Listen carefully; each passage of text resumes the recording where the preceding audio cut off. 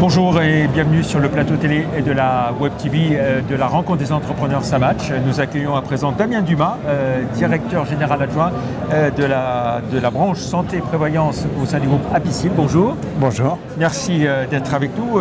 Alors Apicil, groupe Apicil, un fidèle partenaire depuis le tout début, le printemps des entrepreneurs à l'époque. Pourquoi est-ce que vous êtes partenaire depuis toujours de ce grand événement? Alors on est partenaire de cet événement parce que c'est un événement pour les entreprises et les entreprises, c'est notre clientèle privilégiée. Ce sont aussi des acteurs économiques que l'on considère comme très importants et pour lesquels on souhaite avoir un soutien en leur proposant des offres de protection sociale pour leurs salariés, en santé, en prévoyance, en épargne, en retraite complémentaire avec l'Agir Carco.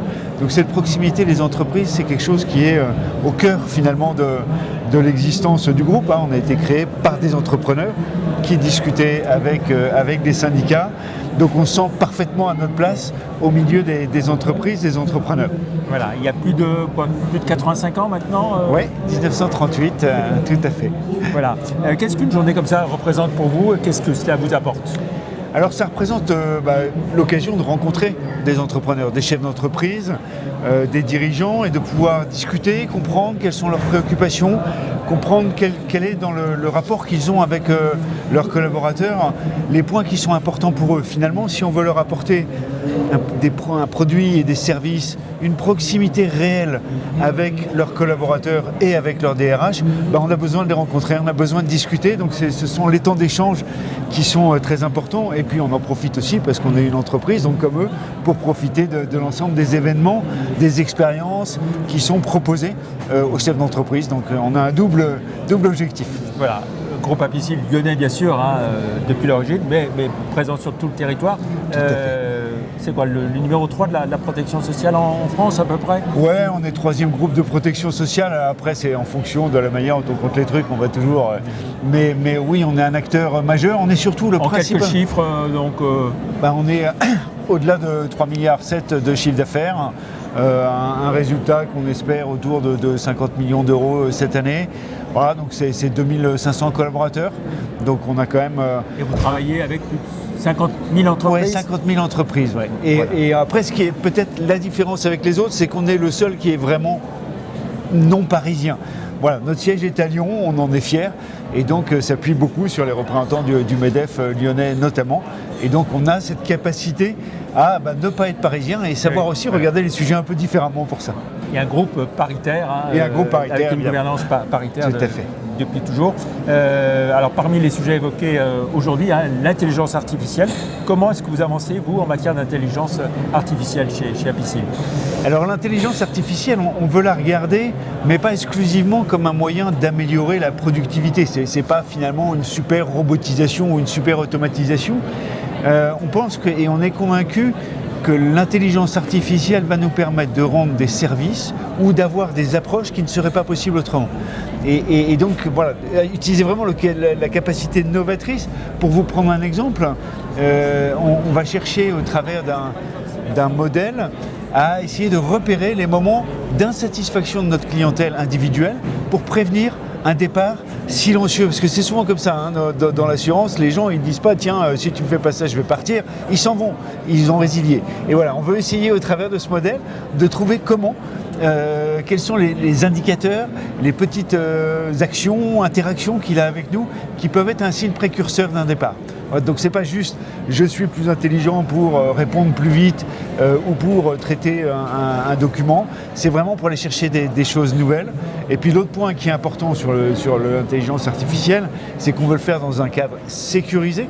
Les informations dont nous disposons sur nos clients sont des informations qui pour certaines sont très sensibles, donc nous allons faire, mais avec une version qui soit vraiment internalisée sur les données, ne pas faire sortir ces données-là, parce qu'on sait qu'avec les risques cyber actuellement, ça pourrait poser un vrai problème à nos clients.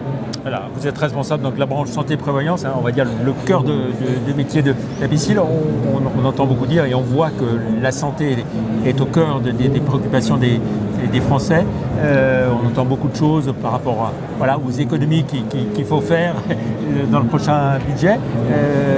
Vous avez peur que ce secteur de la santé soit celui qui fasse les frais, si je puis dire, des besoins d'économie, ou qu'on vous demande à vous, mutuelle entre autres, de prendre le relais. On voit bien que tous les scénarios sont possibles. Hein. Ça, s'il y a une certitude, c'est que tout est possible. Chaque semaine, on a des choses qui sont nouvelles dans les pistes. Donc, ce qui est en fait un des sujets importants, c'est de voir que la dérive de la consommation médicale, alors consommation, je suis désolé, mais de la dépense médicale au global, elle s'amplifie chaque année. Alors, est-ce que ce modèle-là peut continuer indéfiniment, que ce soit l'utilisateur final, l'État ou la complémentaire? À la fin, c'est quand même un choix de société de consacrer cet argent à la santé. Donc je pense qu'on a un premier élément qui est celui-ci, c'est qu'à un moment, le modèle va être intenable dans un modèle de solidarité aussi puissant et aussi fort qu'il est aujourd'hui. Donc, effectivement, ça va être des désengagements de la sécurité sociale, d'une manière ou d'une autre.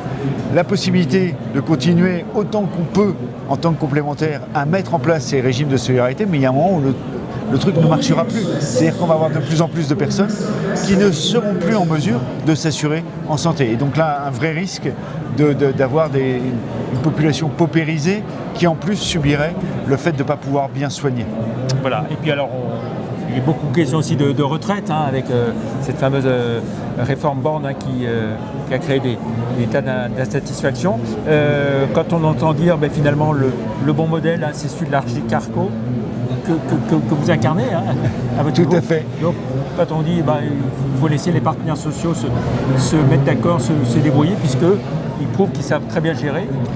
On sait le piloter, oui, on le pilote dans la durée depuis des années, hein, depuis la Deuxième Guerre mondiale. Donc on a prouvé la capacité, parce qu'on a eu des périodes de déficit, on a prouvé la capacité de redresser, de piloter régulièrement. Et je pense qu'il y a en plus cet aspect qui est quand même un élément de justice, je trouve, en tout cas dans le système de retraite, c'est que la retraite que je perçois, elle dépend de ce que j'ai cotisé. Donc ça, c'est quand même un lien qui est fort et qui est important, qui est sécurisé dans le temps. Alors après, le montant lui-même, évidemment, peut subir une déflation avec une amplification des retraités, mais on a quelque chose qui est piloté, qui est prévisible pour nos assurés. Donc je pense que c'est un bon dispositif. Et nous savons, en complément, leur apporter des solutions de retraite supplémentaires, parce qu'on a une grosse activité, on parle santé-prévoyance, mais on a une grosse activité, le fameux débat sur la capitalisation. Sur la part de capitalisation, oui, qui notamment pour la population la plus aisée, peut avoir un réel intérêt, parce que c'est eux qui ont le taux de remplacement le plus bas. Voilà. Un mot pour finir sur l'ensemble du groupe Apicil. 2024 avait été une bonne année pour vous. Comment se présente 2025 ? Alors 2025 se présente jusqu'ici à peu près bien. On souffre sur certains domaines. Hein. La montée des taux rend l'immobilier, baisse l'immobilier, mais en même temps c'est favorable pour la prévoyance. Moi je dirais, si on a quelque chose à retenir pour le groupe de l'année 2025, c'est un peu l'anecdote, mais c'est le partenariat rugby. Donc là on est autour de la Coupe du Monde avec l'équipe féminine. On sera au test match là d'ici quelques semaines. Et c'est vrai que c'est un partenariat très différent de notre partenariat précédent, mais qui incarne bien les valeurs d'engagement, de solidarité. Voilà, on est tous ensemble.